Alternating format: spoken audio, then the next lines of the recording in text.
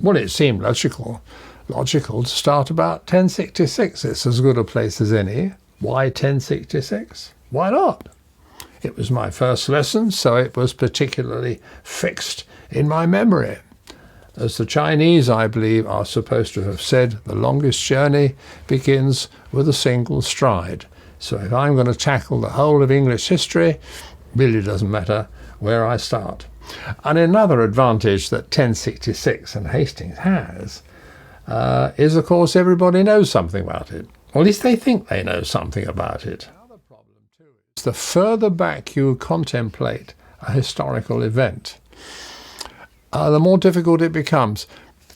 If I can take an illustration from art, perspective, if you drew a picture of a wooden fence, the first fence paling that you look at is quite wide.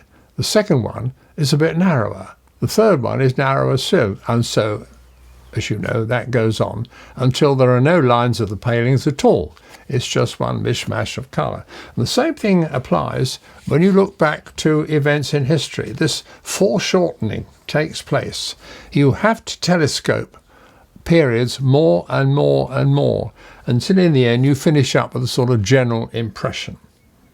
And this is what often happens with primary school projects. If Miss decided to do a project, say, on medieval monastery, she doesn't go into the details of the Benedictine rule. She doesn't go into the details of how you organise a monastic day. The children just did a project on what it was like to be a medieval monk. So we have pictures of monks' habits. We have a picture of a monastery. We have a picture of the writing room. No actual events. So it becomes merely impressionistic. If you want to find out something more, you've got to read something more. Very little real detail. So the same thing applies to Normandy. If you think you know something about the Norman conquest, well, let's try one or two things. Can you name 2 rivers in Normandy? Can you name 2 seaports in Normandy? Can you name a cathedral city in Normandy? There are half a dozen of them. Can you even tell us why Normandy was called Normandy? The minute you're told, of course, you say, yes, that's obvious. What had happened in the 8th and 9th century, Vikings had travelled everywhere, as you know, causing mayhem and destruction all over the place. And they were known, obviously, as the Northmen, because they had come from the north. Some of them settled in the north of France.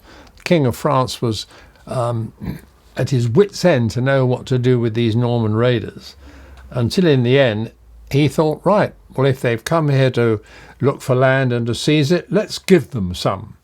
And that might stop the other raids coming. By and large, it worked. So they settled in northern France. So the Northmen settled in what became known as Normandy. Normandy became Normandy. So that's where Normandy comes from. But to carry on the questionnaire, apart from 1066, can you name another single date in Norman history? Take William. What do you know about William the Conqueror? All right, so he was called William the Conqueror, but he was 38 years old when he conquered England. Do you know anything about William before he was 38 years old? I bet you don't. Oh, yes, you might know one thing. You will know that he was called William the Bastard. Why? Obviously, because his father had neglected to marry his mother. We know his mother's name, Arlette. She lived in a Norman town called Falaise. If you go to Falaise today, you will see a castle, and they will tell you that it is the castle of Duke Robert of Normandy. It wasn't actually, it was built sometime later, but never mind. That's what the legend is for the tourists. And the story goes that Robert looked out of the window of his castle one day, and down by the stream there were some young women of the town doing the family laundry. And he rather liked the look of one of them. And as Norman barons and Norman lords were accustomed to doing, he sent word down that this particular one, Arlette, was to be brought up to the castle. Later on, he didn't marry her, but he took her as his life's partner, and she became the mother of William. So that's the legend. As I say, they'll even show you the window in Falaise Castle out of which Robert looked when he caught sight of Arlette. But it's a different castle, I'm afraid. Anyway, William came to the throne very young because his father had gone on a pilgrimage, got ill, died, so didn't come back, and William found himself in charge of a duchy at the age of 7 or 8. You can imagine what happened.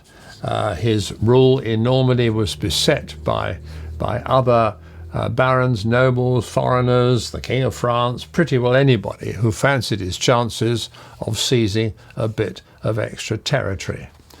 And William was very fortunate in having 2 or 3 guardians who looked after him very faithfully. In fact, 2 died in their duty of looking after William. So he grew up in a very, very stern set of circumstances. On at least 2 occasions, he was yanked out of bed in the middle of the night because assassins were actually in the castle with the daggers out, trying to kill him. You can imagine what a life like this must have done to a growing boy. So he grew up very hard indeed.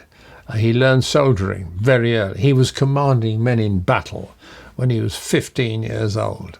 So by the time he got to 38, there wasn't very much you could tell William about running a duchy in medieval France. He was a very successful one too. He had plenty of enemies, particularly the King of France himself.